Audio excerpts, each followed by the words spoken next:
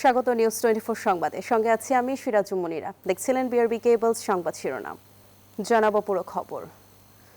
গণহত্যার মামলায় কার্যক্রম নিষিদ্ধ আওয়ামী লীগের সাধারণ সম্পাদক এবং সাবেক সেতুমন্ত্রী ওবায়দুল কাদের সহ 7 জনের বিরুদ্ধে গ্রেফতারি পরোয়ানা জারি হয়েছে।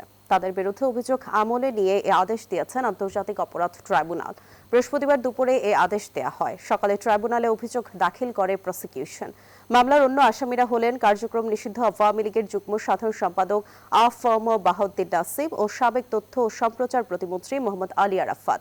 আরও আছেন যুবলীগের সভাপতি শেখ ফজলে শামস পরশ, সাধারণ সম্পাদক মাইনুল হোসেন খান নিখিল, ছাত্রলীগের সভাপতি সাদ্দাম হোসেন ও সাধারণ সম্পাদক ওয়ালি আসিফ ইনান। এই হত্যাকাণ্ডের বিচার নিশ্চিত করার ব্যাপারে সরকার দৃঢ় প্রতিজ্ঞ। জুলাই আগস্টে সংগঠিত মানবতা বিরোধী অপরাধের ব্যাপারে অভিযোগ আমলে গ্রহণ করেছেন এবং এটাকে একটা নিয়মিত মামলা হিসেবে রেকর্ড করে আসামিদের বিরুদ্ধে গ্রেপ্তারি পরোয়ানা জারি করেছেন। একটি চক্র নির্বাচন বানচালের ষড়যন্ত্র করছে অভিযোগ করেছেন বিএনপির স্থায়ী কমিটির সদস্য গয়েশ্বর চন্দ্র রায়। দুপুরে বিএনপি চেয়ারপারসনের গুলশান কার্যালয়ে দলের মনোনয়ন প্রার্থীদের সঙ্গে বৈঠকের বিরতিতে সাংবাদিকদের সঙ্গে কথা বলেন তিনি। গয়েশ্বর চন্দ্র বলেন, আগামী নির্বাচন সুষ্ঠু ও গ্রহণযোগ্য করা সরকারের দায়িত্ব। আজ বিএনপি মনোনীত 100 প্রার্থীর সঙ্গে মতবিনিময় করছেন দলের জ্যেষ্ঠ নেতারা। বৈঠকে সভাপতিত্ব করছেন বিএনপি মহাসচিব মির্জা ফখরুল ইসলাম আলমগীর। এই নির্বাচনটা সর্বকালে একটা কঠিন নির্বাচন হচ্ছে, একটু ব্যতিক্রমী নির্বাচন হচ্ছে। এই ব্যাপারে একটু সচেতন করে দেওয়া। একদিনে গণতন্ত্র পুনঃপ্রতিষ্ঠিত হবে তা নয়, অর্থাৎ মানুষ তার ইচ্ছায় স্বপ্রণোদিত হয়ে সে তার পছন্দের প্রার্থীকে ভোট দিবে। আসন্ন জাতীয় নির্বাচন সামনে রেখে গুলশান কার্যালয়ে বিএনপি মনোনীত প্রার্থীদের সঙ্গে বৈঠক করছেন দলের সিনিয়র নেতারা। সেখানে আছেন সহকর্মী সাইফুল ইসলাম, যুক্ত হচ্ছে তার সঙ্গে। সাইফুল, বৈঠকে কি কি বিষয়ে কথা হচ্ছে, আপনার কাছে কি তথ্য আছে জানাবেন। সিরাজুল মনিরা, আপনাকে জানিয়ে রাখি কিছুক্ষণ আগে কিন্তু বৈঠকটি বিরতিতে গিয়েছে এবং বিকেল 3টায় বিএনপির ভারপ্রাপ্ত চেয়ারম্যান তারেক রহমান এই বৈঠকে যুক্ত হয়ে আজকে যে 100 জন প্রার্থী অংশ নিচ্ছে বৈঠকে তাদেরকে নানা দিক নির্দেশনা দেবেন। এবং ইতিমধ্যেই আমরা জানতে পেরেছি বিএনপি মহাসচিব মির্জা ফখরুল ইসলাম আলমগীর সহ কেন্দ্রীয় নেতারা এই 100 জন প্রার্থীকে আগামী নির্বাচনে তাদের করণীয় নিয়ে বিস্তারিত নির্দেশনা দিয়েছেন। বিশেষ করে সামাজিক যোগাযোগ মাধ্যম ব্যবহারে তাদেরকে কিন্তু নির্দেশনা দেওয়া হয়েছে যে সামাজিক যোগাযোগ মাধ্যমে বিএনপি সম্পর্কে যেসব গুজব এবং অপপ্রচার ছড়ানো হচ্ছে সেসব বিষয়ে তারা যাতে প্রতিরোধ গড়ে তোলে এবং তাদের যারা সমর্থক রয়েছেন তারা যাতে সেই বিষয়ে সোশ্যাল মিডিয়াতে সেই সত্য বিষয়গুলো তারা ফুটিয়ে তোলার মাধ্যমে গুজবের বিরুদ্ধে অবস্থান নেয়, সেটি কিন্তু নির্দেশনা দেওয়া হয়েছে। এবং বিএনপির স্থায়ী কমিটির সদস্য হাফিজউদ্দিন আহমেদ তিনি আমাদের সঙ্গে কথা বলেছেন একটু আগে। তিনি জানিয়েছেন যে বিএনপির যে 28টি আসন বাকি রয়েছে সেই 28টি আসন জোটের প্রার্থীদের কোথায় থেকে কাকে কি আসন ছাড় দেওয়া হবে সেই বিষয়টি আগামীকালের মধ্যে সিদ্ধান্ত হবে। এবং তিনি জানিয়েছেন যে বিএনপি একটি সেল গঠন করবে, যে সেলের কাজ হবে সামাজিক যোগাযোগ মাধ্যমে যে অপপ্রচার হচ্ছে সেসব অপপ্রচারের বিরুদ্ধে অবস্থান নেওয়া। এবং তিনি বলেছেন বিএনপি এখন পর্যন্ত যে 272 জনকে প্রার্থী দিয়েছে সেখান থেকে পরিবর্তনের খুব সম্ভাবনা নেই, তারাই চূড়ান্ত থাকবেন এবং বাকি প্রার্থীগুলা আগামীকালের মধ্যেই সম্পন্ন করা হবে। এবং তিনি আরেকটি বিষয় জানিয়েছেন যে বিএনপির যারা প্রার্থী রয়েছেন তারা যাতে জনগণের আকাঙ্ক্ষা বাস্তবায়ন করতে পারে এবং জনগণের যে প্রত্যাশা সেই প্রত্যাশাকে ধারণ করে মানুষকে আগামী নির্বাচনে ধানের শীষের পক্ষে আনতে পারে সেই বিষয়টি কিন্তু দলের পক্ষ থেকে নির্দেশনা দেওয়া হয়েছে। এবং বিএনপির ভারপ্রাপ্ত চেয়ারম্যান তারেক রহমান বিকেল 3টায় যুক্ত হয়ে সামগ্রিকভাবে প্রার্থীদেরকে আগামী নির্বাচনে করণীয় নিয়ে এবং 31 দফার যে বার্তা সেটি মানুষের কাছে পৌঁছে দেওয়ার বিষয়টি কিন্তু তিনি তুলে ধরবেন। এই ছিল আমার কাছে গুলশান কার্যালয়ের সামনে থেকে সর্বশেষ। অসংখ্য ধন্যবাদ সাইফুল আপনাকে। রাজধানীর ধানমন্ডিতে একটি ছাত্রী হোস্টেল থেকে মিলল এনসিপির একজন নেত্রীর ঝুলন্ত মরদেহ। জনতারা রুমি নামের ওই শিক্ষার্থী দলটির ধানমন্ডি শাখার যুগ্ম সমন্বয়ক। পুলিশ বলছে ঘটনাস্থল থেকে আলামত সংগ্রহ করা হয়েছে। মৃত্যুর প্রকৃত কারণ জানা যাবে ময়নাতদন্তের পর। গত বছর জুলাইয়ে আওয়ামী লীগ সরকার পতনের আন্দোলনে অগ্রণী ভূমিকা রেখেছিলেন জান্নাতারা রুমি। কখনো স্লোগানে মুখর ছিলেন, কখনো লাঠি হাতে রাজপথে আন্দোলন করতে দেখা গেছে তাকে। পরে যুক্ত হন নতুনদের রাজনৈতিক দল জাতীয় নাগরিক পার্টি এনসিপির সঙ্গে। দায়িত্ব পান ধানমন্ডি শাখার যুগ্ম সমন্বয়ক হিসেবে। সেই নেত্রীর ঝুলন্ত লাশ মিলল ধানমন্ডির জান্নাত ছাত্রী হোস্টেলের এই রুমে। প্রত্যক্ষদর্শীরা বলছেন, একজন ছেলে এসে রুমির সঙ্গে ঝগড়া হওয়ার কথা জানান। এরপর তারা রুমে গিয়ে ফ্যানের সঙ্গে ঝুলন্ত অবস্থায় মরদেহ দেখতে পান। মেলা ডাকাডাকি করার পরে হঠাৎ করে ঘুম ভাঙছে। ঘুম ভাঙার পরে আমরা দারোয়ানের ফোন দিয়ে জানলাম যে নিচে কে আসছে দেখেন। দরজা খুললে দেখছি সাথে জ্বলে, মানে ফ্যানের সাথে জ্বলতেছে। কে আইছে তো এটা তো আমি তো ছেলেটা তো আমি দেখি নাই কাকা। সিগারেট কার্ডটা এই যে কইছে যে একজন লোক আইছিল, উপরে বেলে ঝগড়া লাগছে মহিলারা হোস্টেলে। পুলিশ বলছে মৃত্যুর কারণ এখনো জানতে পারেনি তারা। প্রকৃত কারণ ময়নাতদন্তের পর জানা যাবে। বিশেষজ্ঞ মতামত ছাড়া, এটা পোস্টমর্টেম ছাড়া আমাদের পক্ষে এটা বলা ডিফিকাল্ট। আমরা আমাদের যে ডিউ প্রসেস আছে সেটা আমরা ফলো করব। পোস্টমর্টেমের পরেই এটা জানা যাবে। আলামত সংগ্রহ শেষে রুমির মরদেহ ময়নাতদন্তের জন্য ঢাকা মেডিকেল কলেজ হাসপাতালে নেওয়া হয়। নাইম আলচিকো, নিউজ 24, ঢাকা। এখনো ঠিকমতো চিকিৎসা গ্রহণ করতে পারছেন বিএনপি চেয়ারপারসন বেগম খালেদা জিয়া। এমন অবস্থা অব্যাহত থাকলে তার শারীরিক অবস্থার আরও উন্নতি হওয়া সম্ভব, এমনটি জানিয়েছেন তার ব্যক্তিগত চিকিৎসক ডক্টর এইচ.এম. জাহিদ হোসেন। গত 23 নভেম্বর থেকে রাজধানীর এভার কেয়ার হাসপাতালে চিকিৎসাধীন বিএনপি প্রধান 27 নভেম্বর থেকে রয়েছেন সিসিওতে। তাকে বিদেশ নেওয়ার প্রস্তুতি রয়েছে, তবে শারীরিক অবস্থা এখনও উপযোগী হয়ে ওঠেনি। এমন অবস্থায় নতুন করে কোনো সিদ্ধান্ত নিতে পারছে না তার চিকিৎসায় দেশি বিদেশি চিকিৎসকদের নিয়ে গঠিত মেডিকেল বোর্ড। বৃহস্পতিবার দুপুরে বিএনপি নেত্রীর স্বাস্থ্যের সবশেষ অবস্থা তুলে ধরেন ডক্টর জাহিদ। যে চিকিৎসা ওনাকে দেওয়া হচ্ছে সেই চিকিৎসা উনি ঠিকমতো গ্রহণ করতে পারছেন এবং ওনার শারীরিক অবস্থা গত কয়েকদিন পূর্বেও যে অবস্থায় ছিল আলহামদুলিল্লাহ উনি সেটি মেনটেন করে যাচ্ছেন। সেজন্যই চিকিৎসক সহ ওনার সাথে সম্পৃক্ত সবাই, আমরা যারা এই হসপিটালের চিকিৎসকরা সহ সবাই অত্যন্ত আশাবাদী যে ইনশাআল্লাহ দেশনেত্রী বেগম খালেদা জিয়া ধীরে ধীরে সুস্থ হয়ে যাবেন। বিএনপির সঙ্গে যুগপৎ আন্দোলনে অংশ নেওয়া দলগুলোকে আসন ছাড় দেওয়ার বিষয়ে সিদ্ধান্ত হবে আগামীকাল। দুপুরে গুলশানে দলীয় প্রধানের রাজনৈতিক কার্যালয়ের সামনে এই কথা জানান বিএনপির স্থায়ী কমিটির সদস্য হাফিজউদ্দিন আহমেদ। তিনি বলেন, বিএনপির বিরুদ্ধে যেসব অপপ্রচার চালানো হচ্ছে তা রুখতে বিএনপি টিম গঠন করছে। আন্দোলনের শরিকদের জন্য কটি সিট আমরা ছাড়তে পারবো সেটি আগামীকালকের মধ্যে ফয়সলা হয়ে যাবে। বিএনপি সম্বন্ধে অনেক ভুল প্রচারণা করা হয়। আমাদের দলের পক্ষ থেকে একটা রিসার্চ টিম বিভিন্ন অঞ্চলে গিয়ে প্র্যাকটিক্যাল খবর নিয়ে জনসম্পৃক্ততার মাধ্যমে দেখা গিয়েছে যে এর অনেকটাই ভুয়া। শরীফ ওসমান বিন হাদির অবস্থা অত্যন্ত সংকটাপন্ন বলে জানিয়েছেন প্রধান উপদেষ্টার কার্যালয়। গতকাল রাতে সিঙ্গাপুরের পররাষ্ট্রমন্ত্রী ডক্টর ভিভিয়ান বালাকৃষ্ণন প্রধান উপদেষ্টা প্রফেসর মোহাম্মদ ইউনুসকে ফোন করে হাদির চিকিৎসা সম্পর্কে অবহিত করেন। ডক্টর ভিভিয়ান সিঙ্গাপুরে চিকিৎসাধীন ইনকিলাব মঞ্চের মুখপাত্র শরীফ ওসমান হাদিকে দেখতে হাসপাতালে যান। প্রধান উপদেষ্টা দেশবাসীকে শান্ত থাকার আহ্বান জানিয়ে হাদির জন্য দোয়া ও প্রার্থনা করার অনুরোধ জানিয়েছেন। গত 12 ডিসেম্বর রাজধানীর বিজয়নগরে গুলি করা হয় ঢাকা 8 আসনের সম্ভাব্য প্রার্থী ওসমান হাদিকে। এরপর তাকে এভার কেয়ার হাসপাতালে চিকিৎসা দেওয়া হয়। সেখান থেকে উন্নত চিকিৎসার জন্য এয়ার অ্যাম্বুলেন্সে তাকে সিঙ্গাপুরে নেওয়া হয়।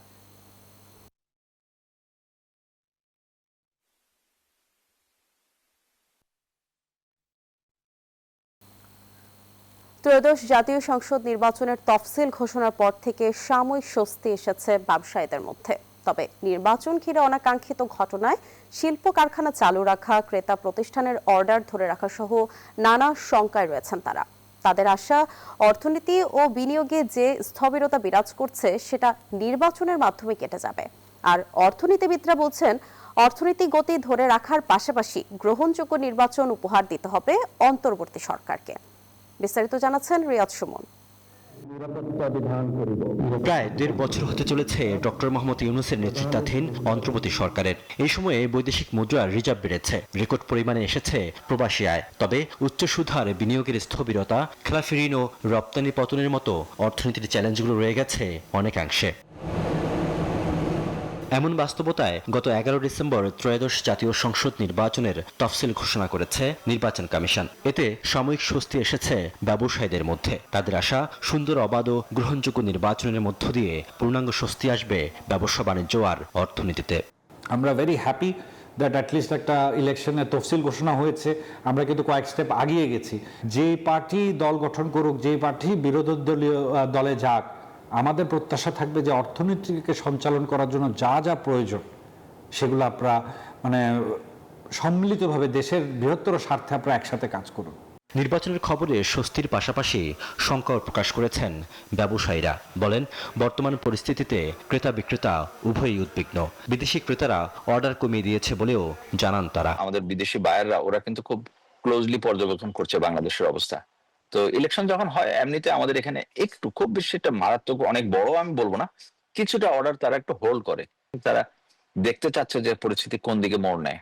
তো এটা যদিও আমি মনে করি যে খুব বেশি বড় একটা অংশ না, তারপরেও এমনিতেই অর্ডার কম। আমাদের দেশে বাংলাদেশের গার্মেন্টসের ইন্ডাস্ট্রি খারাপ অবস্থা আমি ঠিক ওভাবে বলবো না, তবে আমরা অনেক চ্যালেঞ্জের মধ্যে দিয়ে যাচ্ছি।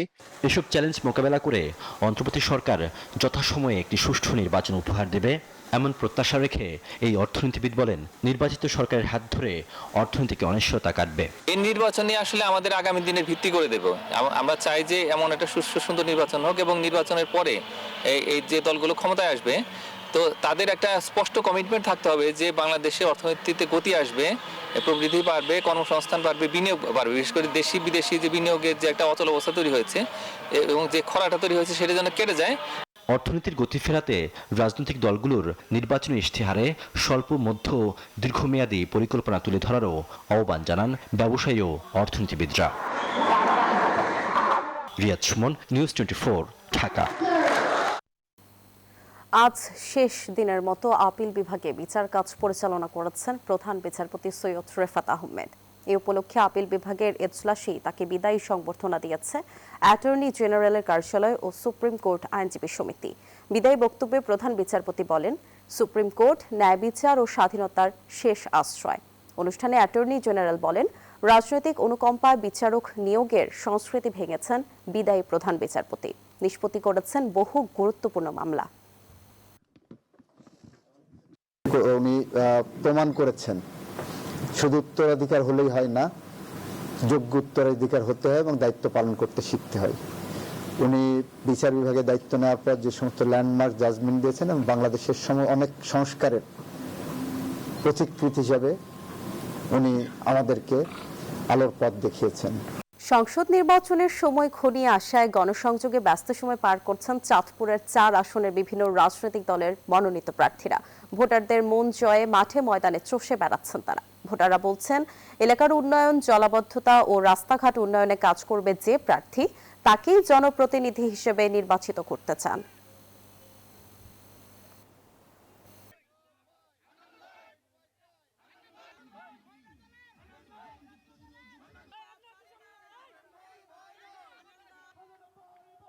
আইএমএফ এর ঋণ ছাড়াই চলতি বছর শেষে বৈদেশিক মুদ্রার মজুদ দাঁড়াবে 34 থেকে 35 বিলিয়ন ডলার। এমনটি জানিয়েছেন বাংলাদেশ ব্যাংকের governor doctor Ahsan H Mansur. বলেন, সামগ্রিক অর্থনীতি এখন স্থিতিশীল। বৃহস্পতিবার রাজধানীর পুরানা পল্টনে ইআরএফ মিলনায়তনে banking sector reform challenge and করণীয় বিষয়ক সেমিনারে এসব কথা বলেন গভর্নর। জানান, কোনো ব্যাংক ভালোভাবে না চললে সেখানে হস্তক্ষেপ করবে বাংলাদেশ ব্যাংক। 20 কোটি টাকার বেশি ঋণের ক্ষেত্রে তদন্ত করবে কেন্দ্রীয় ব্যাংক এবং ব্যত্যয় হলে শাস্তির ব্যবস্থা থাকবে। দেশের অর্থনীতি মজবুত করতে হলে কেন্দ্রীয় ব্যাংককে স্বাধীন রাখতে হবে বলে মন্তব্য করেন তিনি। এক ব্যাংক থেকে আরেক ব্যাংক টাকা নিয়ে আমি ক্যাপিটাল রিকোয়ারমেন্ট মিট করব, ব্যাংকের রিস্কটা আমরা আরো অন্যান্য ব্যাংকের দিকে ছড়িয়ে দিচ্ছি। এটা কমপ্লিটলি স্টপ করে দিচ্ছি। আমরা বলছি, যদি ব্যাংককে ক্যাপিটালাইজ করতে হয় তাহলে বন্ড মার্কেটে যেতে হবে, ব্যক্তি খাত থেকেই প্রাইমারি টাকা তুলতে হবে। ইনিশিয়ালি আমরা বলছি 50% পর্যন্ত প্রাইভেট প্লেসমেন্ট অ্যালাউ করব, তার পরবর্তীতে আস্তে আস্তে আমরা এটা উঠিয়ে দেব। শীতকালীন ঝড় ও টানা বৃষ্টিতে গাজায় মানবিক সংকট এখন ভয়াবহ পর্যায়ে। খোলা আকাশের নিচে থাকা লাখো বাস্তুচ্যুত ফিলিস্তিনি পড়েছেন চরম দুর্ভোগে। জাতিসংঘ জানিয়েছে, তাঁবু ও কম্বল সহ জীবন রক্ষাকারী ত্রাণ প্রস্তুত থাকলেও সীমান্তে কঠোর বিধিনিষেধ আরোপ করে তা আটকে রেখেছে ইসরায়েল। তীব্র শীতে এরই মধ্যে এক শিশুর মৃত্যু হয়েছে। ঝড়ের কবলে পড়ে সাথী শরণার্থী শিবিরে ধসে পড়েছে অনেক বাড়ির ছাদ। অধিকাংশ আশ্রয় কেন্দ্র ক্ষতিগ্রস্ত হওয়ায় গাজার পরিস্থিতিকে চরম মানবিক বিপর্যয় হিসেবে উল্লেখ করেছে বেসামরিক প্রতিরক্ষা বাহিনী। আগামীকাল যুব এশিয়া কাপের সেমিফাইনালে পাকিস্তানের বিপক্ষে মাঠে নামছে বাংলাদেশ অনূর্ধ্ব-19 দল। দুবাইয়ে ম্যাচটি শুরু হবে বাংলাদেশ সময় সকাল 11টায়। এর আগে নিজেদের প্রথম ম্যাচে আফগানিস্তানকে 3 উইকেট হারিয়ে টুর্নামেন্ট শুরু করে আজিজুল হক তামিমের দল। এরপর নেপাল ও শ্রীলঙ্কাকে হারিয়ে গ্রুপ চ্যাম্পিয়ন হয়ে সেমিফাইনাল নিশ্চিত করে জুনিয়র টাইগাররা। এদিকে পাকিস্তান গ্রুপ পর্বে চিরপ্রতিদ্বন্দ্বী ভারতের কাছে হেরে কিছুটা ব্যাকফুটে থেকে সেমিফাইনালে এসেছে। পাকিস্তানকে হারাতে পারলে বাংলাদেশের সামনে হ্যাট্রিক শিরোপা জয়ের হাতছানি থাকছে।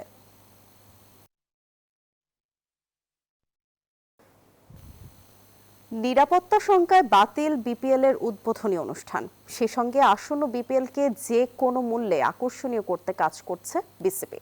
এছাড়া মুস্তাফিজুর রহমানকে আইপিএল এর পুরো মৌসুমের জন্য ছাড়পত্র দেবে ক্রিকেট বোর্ড। তবে নিউজিল্যান্ডের বিপক্ষে ওয়ানডে সিরিজ খেলতে দেশে আসতে হবে ফিসকে।